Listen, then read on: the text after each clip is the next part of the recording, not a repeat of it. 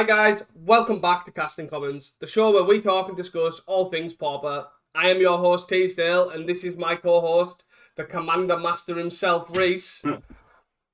Hello. So Paul, what have you been up to this week?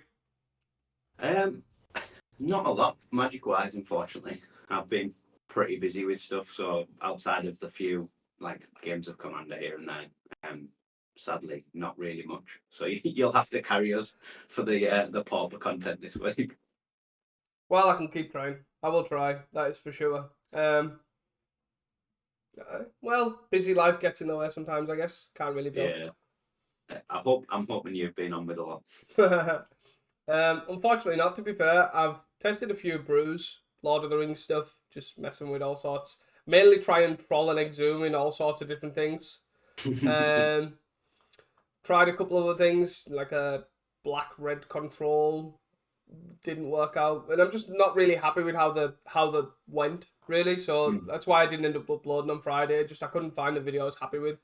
But yeah, been happy with obviously the success of Deck Doctor, engagement of that. And hope the support carries on for that series, and that's pretty much all I've been up to. Not too exciting.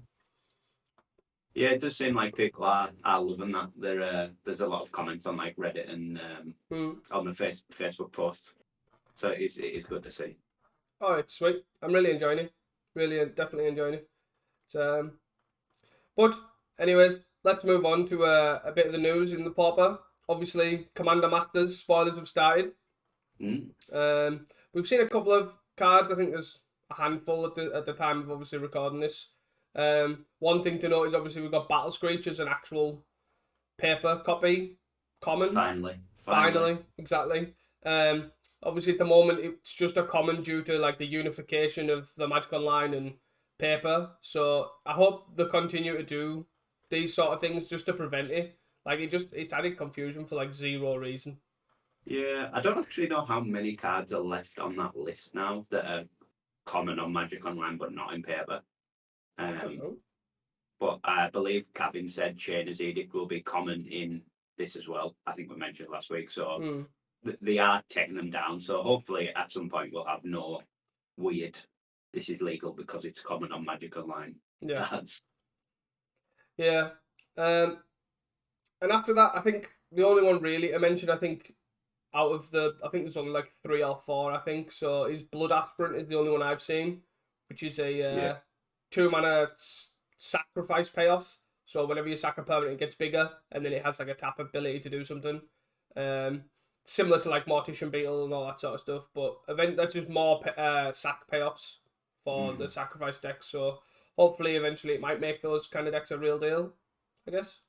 So the biggest problem with spoiler season for a set like Commander Masters is they're excited to get all the rares and mythics out first. So we have to wait weeks and weeks before we see any commons.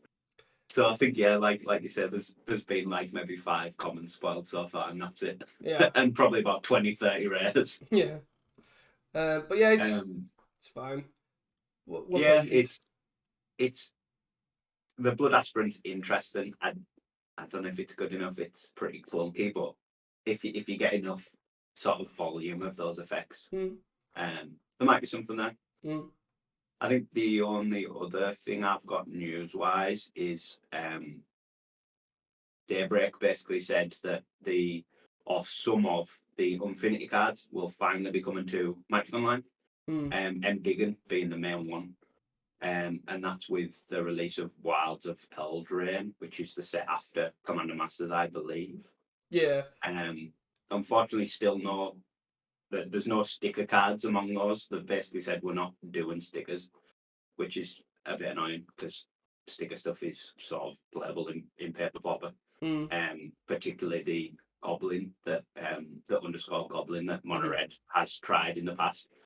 They did sort of hint that they had a solution for that, so I don't know if they'll like make their own card that's like roll a dice on a 6 you add 5, on a 4 through 3 you add 4 or whatever, that basically uses the maths off the sticker one, but I don't really know. That was sort of just a hint they put out.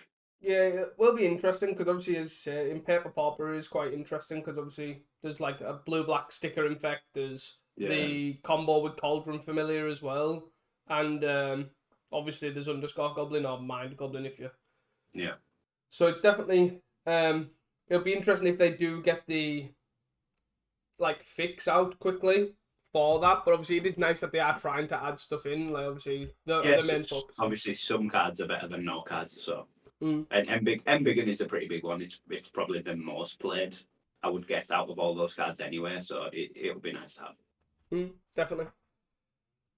Anyways, guys, that's it for Yeah. news. I think. Yeah. Yeah, that's it from me. We'll move on. So obviously there was a showcase qualifier this weekend as well, along with the 2 challenges. We'll touch on the showcase qualifier top 8, add our comments, and then move on obviously to the normal challenges as expected. Yeah. Do you want to move on to the top 8? Yeah, it was a pretty stacked one, to be honest, which I guess you sort of expect from the showcase qualifiers. They were all just basically pretty solid decks that we see more often than not now. First place, Blue White Gates. Second place was Affinity. Third and fourth was a Blue Black Terror with 4 Lorians and a Blue Black Fae. Interesting, we have seen the Blue Black Fae sort of be on the edge of doing well, like over the past few weeks. So it's good to see it doing well there. And then 5th through 8th, there's another Affinity, another Blue Black Terror, again Lorian, a White Weenie, and a Mono Blue Fae. And then the 2 decks, 9th and 10th, that just missed on top 8 were both Boros Synth. So top 8, well, top 10, that's pretty stacked with what I would say are like the top tier of Pauper decks. Like Affinity, like Terra, like Mono Blue Fae, although it has fell off a bit in the past few weeks, and like Boros Synth. Yeah, and Affinity and Blue Black Terror, to me, at the moment, are basically fighting each other to be the best deck. It's pretty clear they're well ahead of everything else, but I'm not sure in relation to each other which one is better at the moment. Yeah, I think it's pretty interesting. Obviously, with the showcase qualifier, you kind of expect all these big decks as well. Yeah. As you say, like people are gonna take the decks that are the best positioned. Obviously, Corgate is a deck that's very pilot rewarded as well, so I can see obviously that doing well. People who are good with the deck and know the matchups really well obviously do really well. But then you obviously got the Affinity and the Blue Black Terror in good numbers. But I'm surprised that obviously there's a White Weenie here. But again, with the way I guess the showcase qualifier works, is the guy, he could be one of the top 8s from a few weeks ago in the showcase or whatever, and he's just a good pilot with the deck and ended up, I'll take it again, and again done really well.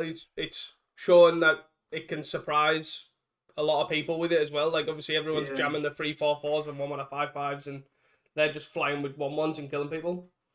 I think White Weenie in particular as well has just performed really well over the past few weeks. Like we've occasionally seen it in top 8s and in top 16s, like most weeks. And it's not a deck that has a huge amount of representation. Like there's not 10 people playing it. There's usually like 2. But it seems to be doing very well in this sort of Terra meta. And Corgate especially, like I think it was maybe 3 weeks ago, maybe 4 weeks ago, we were saying how Gates had basically just disappeared completely. And then since then, we haven't had the variation that we used to have with Gates, like the 4-color, the blue-white, the 3-color, all that. But we've had a lot of blue-white Gates. And it's been doing well often. Definitely. I think this is just a example of this. It is a real deck. It's probably the best Gate deck now. It's pretty solidified in this meta, at least, anyway. And I think it has like a pretty solid mono red matchup as well, which probably helps it quite a bit get through the early rounds. Yeah, definitely. I can definitely say that. Corgate's just generally a strong deck, especially a rewards pilot skill too, and it definitely has got the tools to compete with, as you say, with mono red. Affinity, obviously, it's got access to dust. And then obviously, it's got tools, I'd say, to probably be able to fight Terra. It's got a lot of potential blockers. It's got strands. It's got journeys, which also help. Yeah, I think the sheer amount of chaff you can get just off a squadron hawk gives you the time that you can set up your gates and then just like 1-2 punch them with a cat or something. Mm. Especially with the strands as well. Like it just has unlimited time against Terra basically. Definitely a solid one. I guess moving on to the 9th and 10th Nemesis, obviously both Boros Synth, which again a deck hasn't really been shown since Paupergeddon. It's like I'd say it's basically had this really good showing at Geddon. Like it was unbelievable showing. It was the like breakout deck of the tournament, and then it just seems just to have nosedived completely off the format, and it's like I don't know why. I can't really put my finger on why either, because it seems a solidish deck. Obviously, since a powerful card, Scott Course Skyfish is a powerful engine as well. So it's just strange that it's just not performing as well as we expect. I guess my main thought on that would be that the sheer amount of mono red on Magic Online is a struggle for a synth to get like its engine underneath it before it's dead, basically. Obviously in paper there's a lot less mono red, like people play all sorts, so you have a bit more time to like assemble this loopy Course Skyfishery egg engine. Whereas if you just get in turn 1 Swift Spear, turn 2 bolt your guy, attack you, play 3 more guys off a Cold Author or something, it's going to be pretty rough. Yeah, definitely. I guess also like the synth decks don't really go down like a Navigator's Compass kind of pile or like that. They're not that kind of engine for the life gain. So yeah, I could see that relying on things like Foundry Helix and stuff is just probably which in itself is pretty slow anyway. Exactly, yeah. So but yeah, pretty interesting top 8. Obviously, you see the main players, Blue White Gates making a big play to be included in that sort of top deck group. Same with Blue Black Fairy. Really, sort of. It's not represented in huge amount of numbers, but it does seem to be placing pretty highly. So we'll have to keep an eye on that. Yeah, I guess to be fair to me, the thing that stands out is obviously with the success of Terra lately, and then also the kind of underlying success of Blue Black Fade just shows to me how powerful Snuff Out is. Snuff Out must be carrying these decks an incredible amount. Which is a card I think it's probably on par with Swift Spear for the 2 most powerful cards in Pauper at the moment, really, isn't it? Yeah, definitely. But yeah, definitely a solid one to see. As much as everyone hates losing to Spellstutter Sprite, it's definitely nice to see like the Blue Black Fade variation of it. Do you want to move on to the Saturday challenge? Yeah, definitely. I'm happy with that. So Saturday the 15th, first place from. It's been a while since we've seen a first place, but Pinger Burn. We see Burn in the top 8, but we haven't seen one actually close it out in a long while. Second place, Jeskai Wildfire. Third and fourth was another Burn. It was it was Medvedev with the 1-drop list and Corgate. And then 5th through 8th is another Pinger Burn, a Gardens, a Cycle Storm, and another Corgate. The 2 near misses was another Corgate in 9th, and then Boros Synth in 10th. So yeah, there's I think a lot to look at in that top 10 really. Obviously, first of all, Burn just really dominating 3 decks in the top 8, but all are basically different decks. They're all, I guess, mono red Burn. The first place was a Pinger Burn, but it just ran the 4 Flame Breathers and then ran Dwarfs instead of the Thermal Alchemists. The 3rd through 4th place was obviously Medvedev's 1-drop list that we spoke about last week, which is obviously very, very different to the first place list. And then the 5th through 8th list was again a Pinger Burn, but it went sort of the opposite way to the first place list, where it went all in on the pingers. And I think it ran 10 pingers as opposed to like the 7 that it would normally run, or the 4 that the first place list ran. Yeah, because I think it ran 2. Is it Firebrand Archer? Yeah, and then went up on the third, and then went up and 4 thermals. So yeah, 3 very distinct burn decks. Obviously, they're all Swiftspear Lightning Bolt powered decks. But yeah, all very different. Yeah, And it's it's definitely a cool one to see. Especially it's nice in a way for like obviously the red mages that you've got so many different ways to play the deck. Like they're very similar in how obviously they play, but they're also very different in how they're built, yeah, which gives you obviously a lot of different intricacies. It's definitely nice to see. yeah, it's nice that they're all just not basically the exact same colored offer list that we had maybe 4 months ago, 5 months ago, where it was just basically all the exact same list. Yeah, definitely. And I think my other big takeaway from this top 10 is again Colgate's just absolutely smashing it.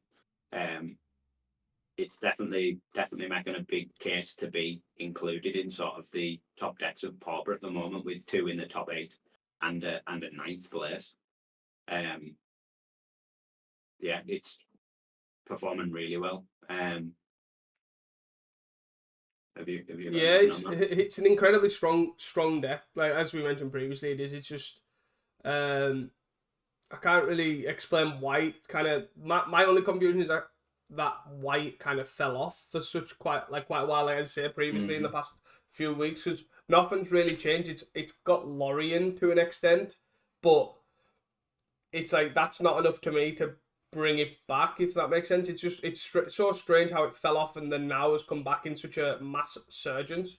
I guess maybe Ponza kind of hasn't been shown doing really well, but it still is quite high in like top 16s or the top 32s. It's still featured quite a lot. There's like still 5 or 6 pilots, so it's not. I can't even think it's even that. I just generally don't know why it just all of a sudden fell off, but.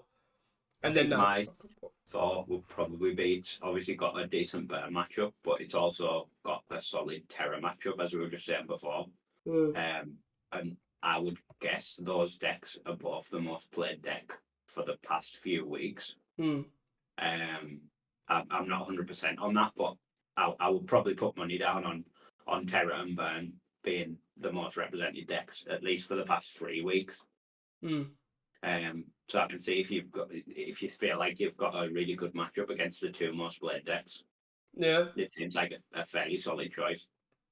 Yeah, I can see that, but I also think the other decks, like I say, like I mentioned before, Affinities, it's still got a fine matchup against Affinity. Like, it has access to a lot of Affinity hit, and previous to that, I guess, like I'd say, it's probably got a fine mid-range matchup like Gardens or Black White Ephemerate before that as well. Like I can't really see too much of an issue. Like I can't see where it has such a big problem to just fall off. But I am glad it returned anyways. Yeah, and it's definitely tearing up in challenges for sure, with such a high volume in the showcase and obviously this Saturday challenge. I guess other things to touch on is obviously the Jeskai Wildfire deck, delivering its standard 1 copy in the top 8 as it seems to do. And again, going back to Skred lists and moving away from Hyson's Cast into the Fire heavy builds, completely ignoring the fact that he went undefeated in that one challenge and everyone's like, it doesn't matter. Skred's where I want to go. Still on Lorien's as well, which is cool. Yeah, it's nice that they're utilising the Lorien to great effect, definitely. Archaeomancer, obviously, it's great with that. Can't really easily just throw it away early. Make sure you're hitting your land drops. Yeah. So it's definitely sweet. I guess I also have to mention the Gardens list too. I feel like I have to at this point. Yeah, it's again not solidified on numbers. It's like I wouldn't say it's what a normal Gardens list looked like. It's sweet to see it's still competing, I guess, for some reason. I don't know. I personally, I have got 0 success with it lately, so but it's nice to see people doing well with it, and it's nice to see that people are still trying, going back sort of oldish, obviously running like Thorns and what else were they running? I have lost the list. It was running. It's in 6, so it's the Avenging Hunter Lamar build, isn't it? It's with 3 Lamar Visionaries, 4 Avenging Hunters. Yeah, it's. I guess you know more about it than me. This was what I would probably look at as a fairly stock version of that Lamar Visionary Avenging Hunter build. It's got obviously 1 Thorn, 1 Fengram Marauder in the main. It's a bit odd. the removal suite's just, I guess, sort of how you want to tune it yourself. Mm. 4 chainers edicts obviously seems quite a lot, but I guess if you're expecting a lot of terror, it's probably worthwhile. Yeah. And then yeah, two snuff out, 4 cast down, 2 fungal infections, and a 1 of fumes. Mm. It's definitely a cool list, but yeah, it's nice to see they're innovating with slots. Obviously, they've got 2 duresses in the main as well. Not full 4 on Wellsprings. No Spin and Darkness. So it's definitely interesting to see that people are still messing with the slots. I like the 2 unmake in the sideboard. That's a pretty sweet one. You don't see very often. No, especially in black green, that's for sure. Yeah. Definitely a cool one. Was there anything else interesting on the Saturday challenge? I guess we got a Cycle Storm. Nice to talk about. So a big winner for the combo. The combo side of Pauper is, again, the combo deck doing well. Yeah. We had a couple last week. We've got another this week. Cycle Storm, it is just a powerful deck if you get that slight bit lucky. I don't think there's anything particularly new about it. It seems to me like a pretty stock Cycle Storm list. But yeah, just performing really well at the moment. Interesting. Again, I don't know if the meta's just shifted to a point where the Fae is on the down quite a lot. So maybe you've got just that much more potential to just be unleashed rather than versing mono blue Fae into mono blue Fae and being knocked out of the top 8. Yeah, I guess the only thing that's quite interesting to me is that like the combo people of Pauper, like Bryant Cook and Saidan Rakin or Kalikaz, they've been having quite a lot of success with like a newish Cycle Storm. It's a little bit different. Right. It runs like the Artifact Lands, Deadly Dispute, and stuff like that. And then I kind of half expected this and the one on the Sunday as well to be sort of newish, but again, they've just went old stock. I don't want to say old, but just stock Cycle Storm, and it's just gone to full success. So it's the engine is obviously strong and can definitely fight through some amount of graveyard hit for sure. And it's nice they got lucky enough to obviously, and also props to Tyrube, I'm gonna say.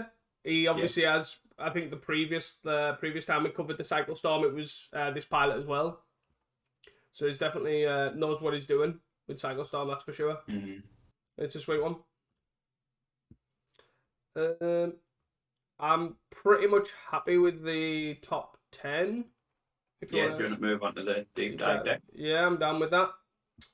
So we have chosen for this week, I believe it's Weber in 31st, who's against on Magic Online, with a view called the Cascade Walls. Yes. It is one I've not really seen played outside of just sort of casual. I'm gonna jam this and see if it works. So it is cool to see it getting into a top 32 of a challenge. From what I can see about the deck, it's essentially the Walls mana shell with like the Boredom Party, Annoyed Altasaur, Avenging Hunter, Generous End sort of side of Ponza jammed in as big bombs. And you essentially just ramp into these massive bombs. I'm sure you can probably explain it a little bit more eloquently than that. Yeah, it is exactly as you say. It's just the Walls ramp side of things, but it just tries to kill them with the Altasaurs, the Boredom Parties, the Avenging Hunters, and the Ents. Like that's basically it. You've obviously got the one-off Valakut Invoker, but that is just due to I am going to get lots of mana anyways, as opposed to being like the combo finisher you usually see it as in the combo Walls. It's just I might be able to have some burn against you because I'll float a bunch of mana and then bolt you a few times to finish you off. But it's pretty nice because obviously the Rubble Fort obviously gives Avenging Hunters and Altasaurs haste.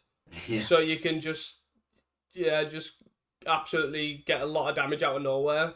I personally haven't seen Cascade Walls since easily before Dominaria United, since the Shield Wall got printed. Right. So I haven't seen this for quite a long time, to be fair. Again, if people want to check out Walls, there's a Walls Discord that the Walls go to Paz runs, and he does all sorts of different types of shells on these.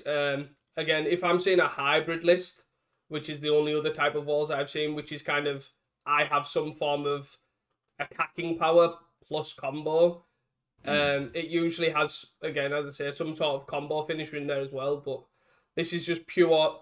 I am going to attack you to death, and it's great. Yeah, ramp and cast some bombs. Yeah, and this is exactly Magic as Richard Garfield intended, because I'm a big fan.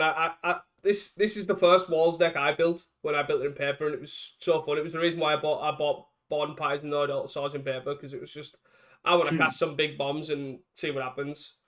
Ent I definitely guess, adds to that. yeah, one thing that surprised me is only 2 ends. Mm. I assumed obviously it would be on 4. Um, with only 14 lands, I guess you could gain to have more in it, but you are pretty low to the ground Mm. with the ramp package. Yeah. Especially with the addition of Tinderwall as well. It's a nice one. I guess another thing to note as well is I would actually say, as weird as it is, because it's so few and far between, that Cascade Walls actually like kind of exists now.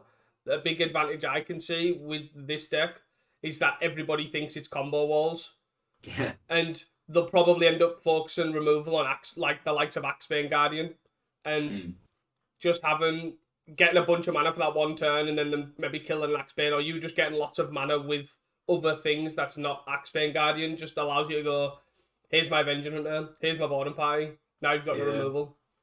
I think it's a deck that where Avenging Hunter looks really good as well, just because you have so many blockers. It's likely that you can just tap an Overgrown Battlement and a land or two, cast an Avenging Hunter, and still have 4 blockers on board, and just not lose the initiative. Yeah, it's really cool. Yeah, I really like it. I also do like the one Ulamog's Crusher in the sideboard, just when you need to get him. Pretty cool. But yeah. Yeah, I guess sideboard wise, there's nothing sort of untoward. There's 4 Niles Disciple for some life gain. Scattershot Archers against Fane, White Weenie, and Squadron Hawks. Some Gorilla Shamans for affinity, and then, like you say, 1 Ulamog's Crusher, 1 Flare and Pain, and a couple of Moments Piece. Definitely a sweet one. I think we'd probably expect, if we did see something like this in the future, probably would maximise on Ents as well. Yeah, I'd like to see it to do that anyways, because I don't see why there's a reason not to. yeah, I don't know if it's worth. Yeah, like the one mountain as well. There isn't a way to search for a basic. Is this? Oh yeah, there is Avenging Hunter. Initiative. Because you could have the green red jewel in as well, just so you could get it with the Ent, I suppose. But yeah, it'll be interesting to see if anyone else picks this up in the coming weeks and either tweaks it, adds more Ents, or maybe even a Mumakil or 2.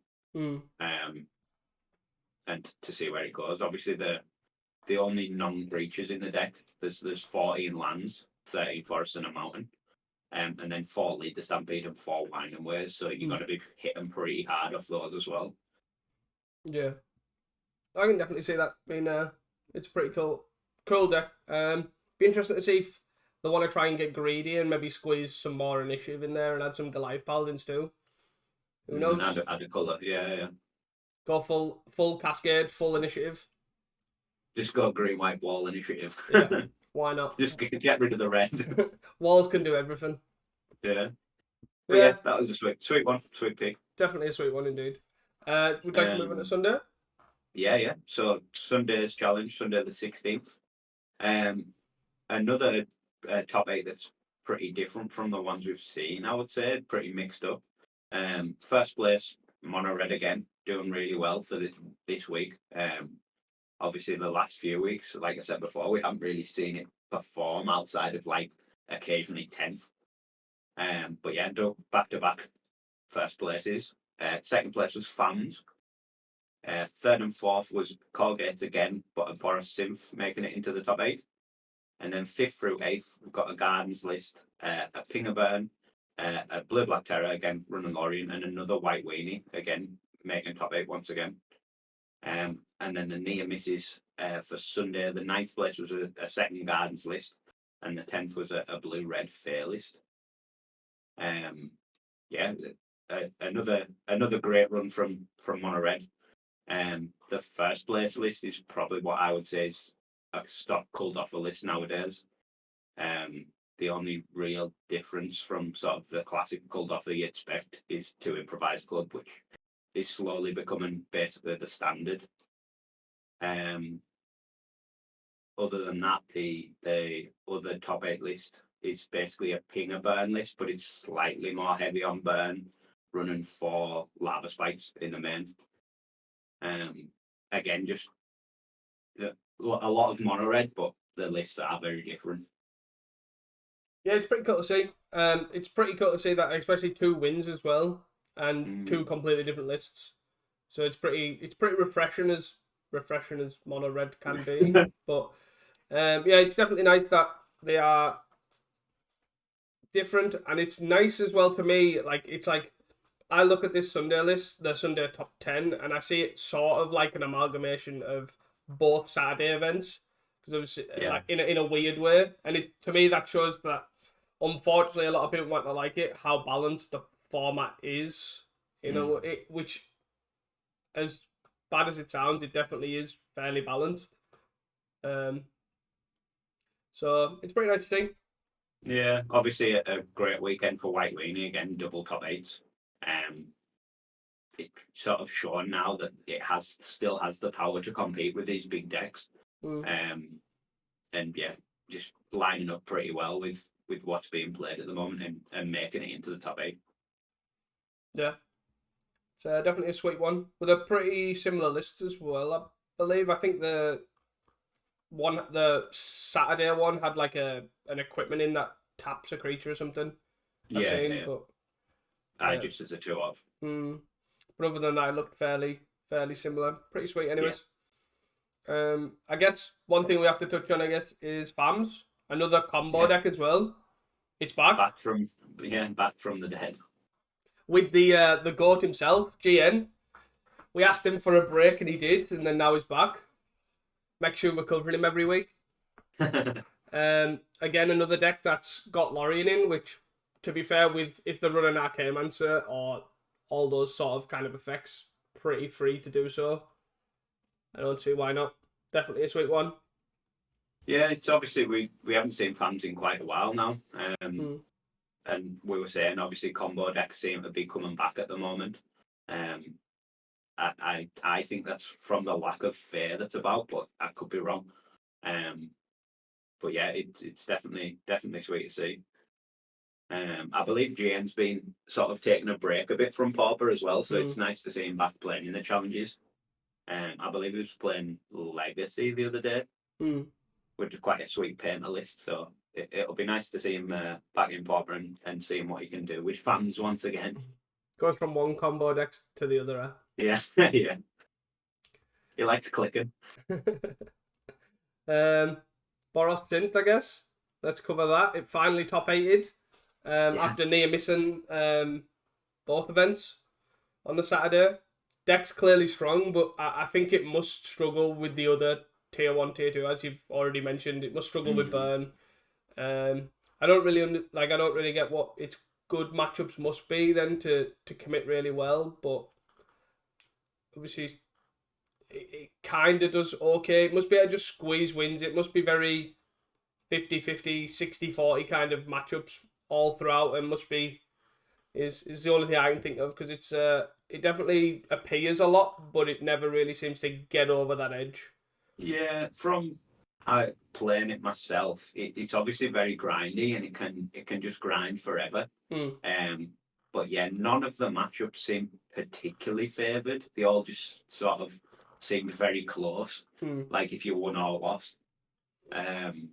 Which is not the worst place to be, but when your engine is so slow to get going, it's not the greatest when you're just coming up against Affinity and they're just like 10-3, drawn 6 against you, and you're like, yeah, I can do that, but in 5 more turns.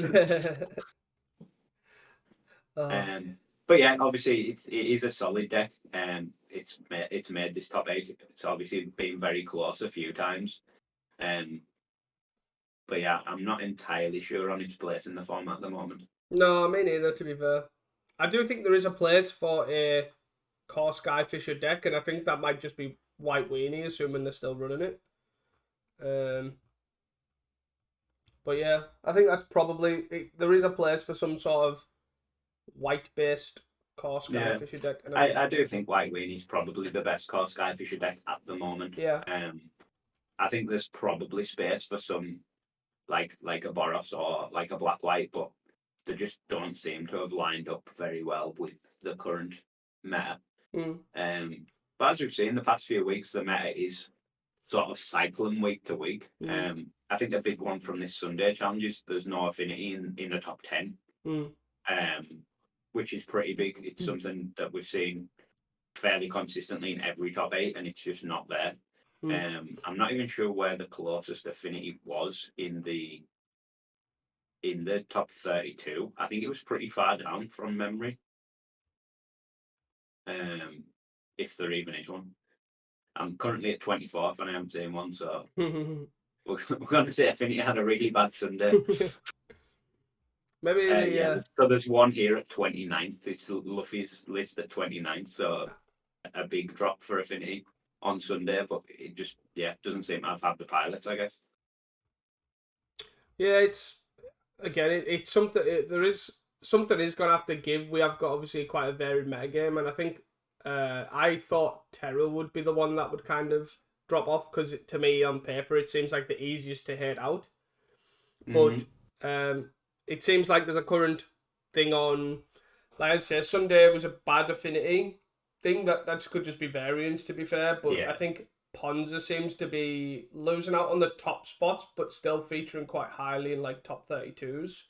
Yeah, I would agree with that. There is a lot of Ponza about in all of these challenges, but it's just not done very well. Just like you say, none in any of these top 10s, but there's still like multiple decks below that. So people haven't stopped playing it. I think it's a pretty fun deck to play, really, isn't it? So it does get people to play it, but it's just not performing very well against this sort of Terra mono red, I guess, heavy metagame. Yeah, and maybe that's a sign that it is just getting worse positioned at the moment. It was obviously in a better position a few weeks back, and maybe it's a bit worse now. Probably doesn't help with obviously a lot of land cycles about again. Yeah. Maybe easily for people to get out of mana screw a lot easier or something. But maybe this is a sign that obviously it's had a bad weekend, and maybe people might come to the conclusion that it's not the best position deck at the moment. It is quite cool to see that sort of cycle come full circle, though. Since we've been doing this podcast, basically we've seen Ponza basically come from nothing and rise to being one of the best decks, and then now it's basically dropped right back again. Yeah, obviously still played, but not performing as well as it originally was. But I think at the moment, Pauper, although there is obviously a problem with such cards like Swift Spear and Snuff Out, it is, like we've kept saying, it is fairly balanced. Like decks are cycling in and out very well. Yeah, I think Terra and Affinity are above everything else, and Mono Red is sort of catching them, but because the lists are so varied, it's hard to put it there. Yeah, because you can't really say Kuldotha's the best deck when you know some weeks you get decks that aren't even Kuldotha. Sometimes it's Pinger Burn and you can't. Do you know what I mean? And then like I say, both decks won and they're both two different lists. Yeah, I guess you would just put it as Swift Spear plus Bald is getting close to Affinity sort of Terra power level, but yeah, the Terra's definitely been the best winner from Lord of the Rings, and obviously the domination of the past few weeks is pretty nuts. Yeah, definitely.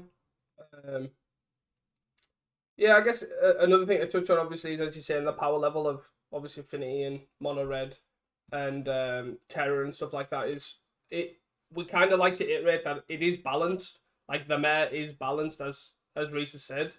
But there is inherent problems with it, which is why a lot of people are calling for bans and some sort of action and things like that, which is fine, understandable. But the thing that needs to be iterated is this is not as simple as it's not Core Blade standard where it's like this is a problem. This card needs banned.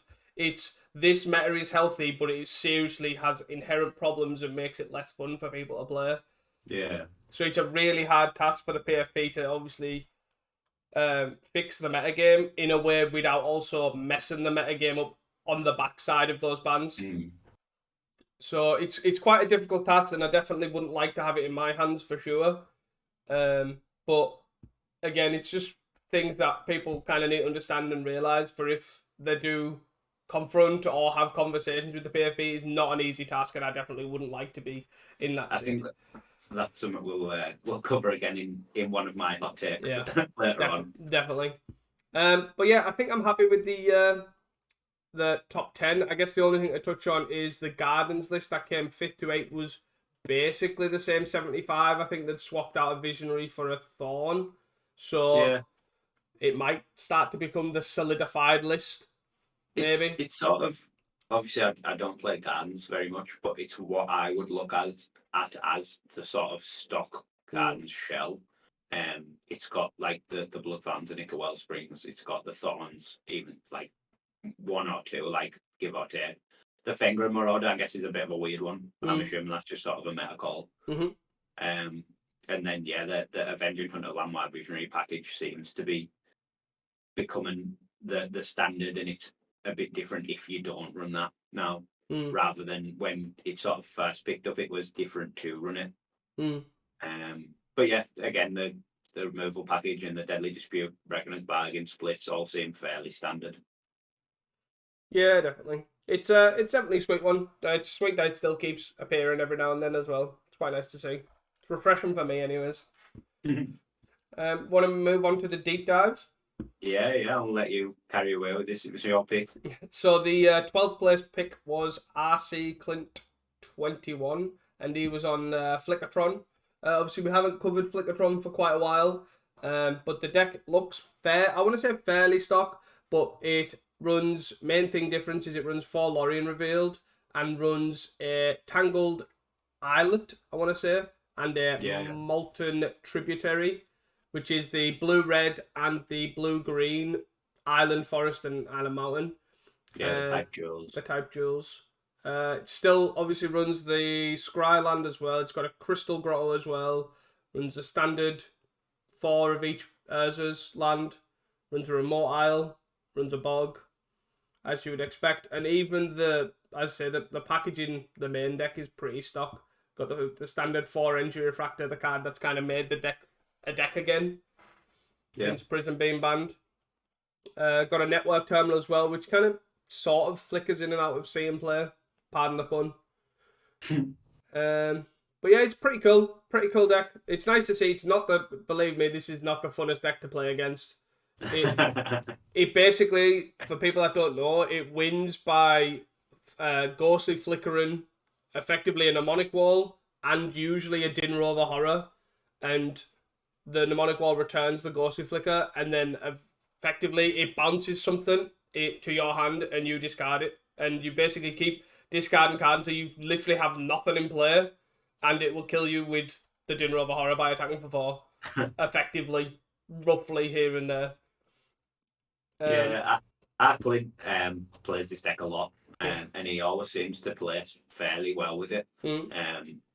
Obviously, the Mystical Teachings package is pretty interesting, although I'm not sure it's particularly different. There's a 1 Ephemerate, essentially in a blue-green-red deck, which is quite cool. Obviously, just basically powered off the Energy Refractors and the 1 Network Terminal. Otherwise, you've got basically just a tech package of a Weather the Storm, a Breath Weapon, a Prohibit, an Unwind, and a Condescend, as well as 1 Crop Rotation, just to sort of, you can Mystical Teachings and get whatever you need in that situation, and then flash back the Mystical Teachings to get another Mystical Teachings. But yeah, it's cool to see Tron doing well. I think that was one of the biggest things from the Prism ban, was it just killed Tron. Obviously we have Ultratron, but it's sort of a very different list, but like actual coloured Trons just sort of got destroyed for no real reason.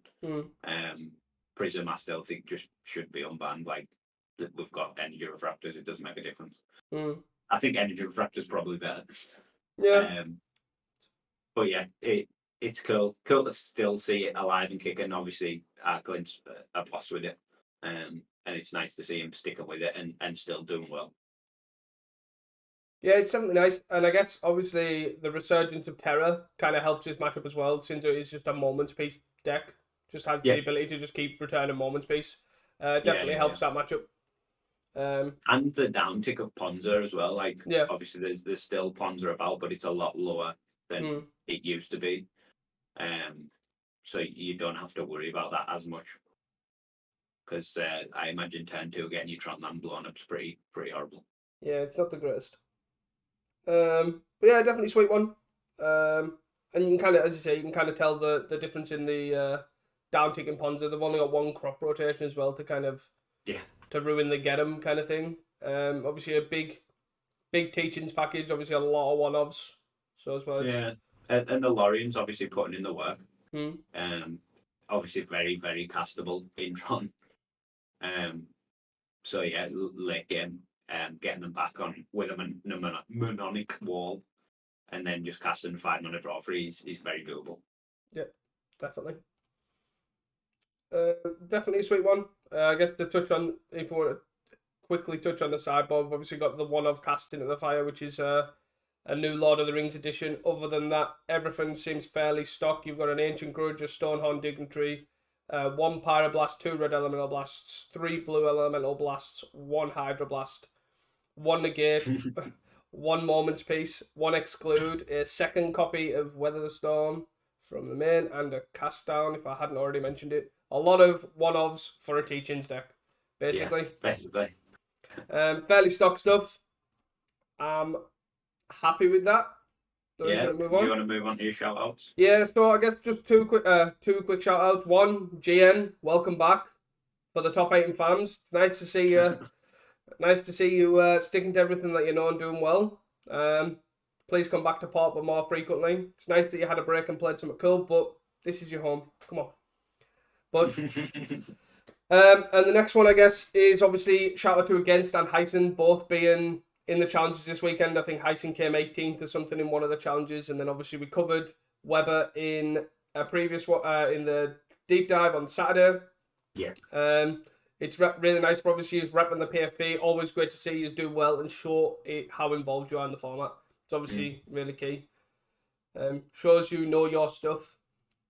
Can't really argue with that. Encouraging, very encouraging. Definitely. Um, Hot hot takes. takes from last week. Yeah. So my first one from last week was that we'll see more combo decks in the top 8. Yeah.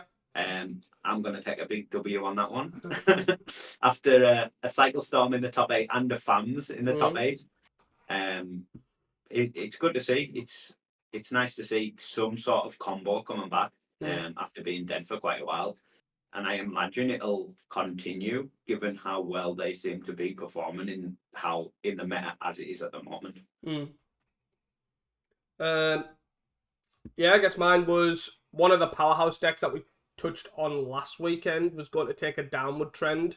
I said it'd probably be Terra, but one of them has to give. And it does seem like Ponza's kind of took a downward trend to start with. It's obviously not. It's done well in the sense that it's still featured in the top 32 of both challenges, the Saturday and the Sunday. But it has definitely took a downtrend in how many pilots there is and how well generally is done overall compared to previous 3-ish weekends. So yeah, it's kind of. I'd say it's kind of a hit, and we'll definitely probably see more of that next weekend. I would like to think. Yeah, I would definitely agree that it is Ponza out of all of those that have downtrended. Obviously Mono Blue's been pretty down for a while, and Ponza seems to be the next one to join it. My second one from last week was that the PFP will comment on the state of the leagues. There's obviously no comment on that as of yet, but I'm gonna carry that over, because I feel like there is some acknowledgement is gonna come at some point, hopefully soon. And even if it's just, oh, we are still watching this, we're not doing nothing basically. That would be nice. I think But I'll that's. carry that over. I think to touch on this, obviously it's a big thing that we kind of need to do. Obviously, we've spoken about bans and obviously all that sort of stuff, yada yada yada. But I think this is a big thing that they need to do definitely regularly. Personally, I think it keeps people informed regularly to show that obviously they are watching stuff or what they're doing and what their thoughts are. It's definitely a good thing to keep doing, and it is due. They usually like to do it after so long of a set, so definitely a sweet one. My last one is Troll Reanimate is going to top 10 Saturday and Sunday next week. Stabbing the Dark didn't pay off. I don't think there was any trolls at all. Oh wait, there was there was a Mogwarts there was list a Mogwarts on the Saturday. I think Yeah. it was 24th. Mm, That was similar to the one or if not the same. There's the one we spoke about last week. With the Phyrexians and 4 trolls. mhm, On Sunday, I didn't see any trolls. Very sad. I may have been. Oh no, there was again a Mogwarts list that was 16th. So there was one troll deck in each week, in each day. And they were so close to the top 10 as well. So close. But the 16th on Sunday was pretty close, to be fair, but yeah. So, oh well. Hot takes for next week? Yeah, so I'm gonna carry over my PFP will comment, but I'm just gonna add it to they'll comment on the state of the leagues, but also on Pauper as a whole. Just to expand that a bit. I think a comment from them is pretty overdue, and as you say, it is nice to just have like a follow up now and then to be like, oh, we're still actually doing something. Yeah. Obviously, we see Heisen and Weber in the challenges, but a lot of the other PFP are basically just non-existent to the Pauper community. Obviously, you get articles and things. Ullman does his articles, and Gavin comments when the PFP have something to say, but doesn't really comment other than that. And then there is more people in the PFP, but they comment that little that I actually don't know who they are. But yeah, hopefully they will comment. There'll be some sort of comment on the state of Pauper at the moment. Yeah. So mine is mid-range in general will make a return, probably in a lot fuller swing than we've seen. We've kind of got a hint of it with Gardens. I would class as a mid-range deck, and Corgate to an extent, but it's probably more controlling. But I do think they will make a full swing, maybe even Black-White Ephemerate make a return. Just with what looks to be Ponza making a downward trend, they might make a return. Yeah, I can see that. Obviously, we've had some pretty big mid-range decks in Pauper before, like things like Jund Wildfire and stuff like that, but they've just sort of died off recently. Recently in the past sort of 6 months. But yeah, it'll be cool to see some decks like that make a return. Yeah, definitely. My second one is again something that I think we should probably carry on for the rest of the year. is that Swift Spear will not be banned in Pauper this year. It's probably a pretty strong take, but just seeing like how Mono Red is at the moment is how every deck is essentially different. Like we've had, I think, 5 decks in 2 top 8s, and all of them are different. I just can't see them justifying banning it. I think they might acknowledge it and say they're watching it, but I think because the lists are so different, they won't ban it. In an other playing devil's advocate, you could see that basically it's the card that's gluing all these 5 decks together. So therefore, do you want to ban 5 decks at once? Well, that's not my argument. I'm not the one in charge of that. But no. But yeah, but it is. I could see your argument. I can also see the argument against that, and it is nice to say that. I guess it's a strong claim that you think it won't be banned. I also kind of agree, but I don't think I agree on the sense that I don't think it should be banned. I don't know if you're the same. I think it probably should be banned. I think it's too good for the format. Given it is essentially an uncommon that they've just downshifted for no real reason. I think it probably should be banned, but I don't think they will ban it. Yeah. I personally think they won't ban it as well, but I also don't think the reason is because of 5 decks. I just think it'll take them that long to understand it that the year will be out. That's a bit harsh.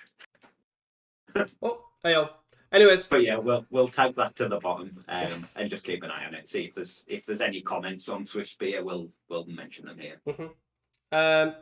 Yeah, my last one is that Hargate will end next weekend on top again. Probably have the most top 8 and most top 16 showings, and leaving the most represent deck, all that sort of stuff. I just think it'll generally be the overperformer of next week, like it was this week. It'll just continue because I think it'll cement itself as one of the top decks, especially with those two actual top decks being Affinity and Blueback Terror.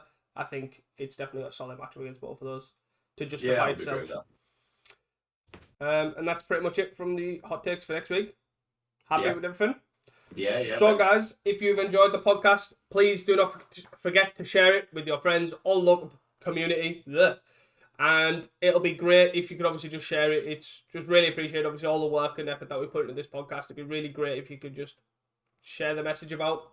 Pass us on. We are doing God's work here. We are the best Pauper podcast in English.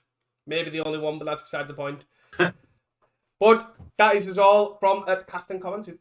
Sort of them in that words. Until next time, don't forget to stay hydrated. See ya.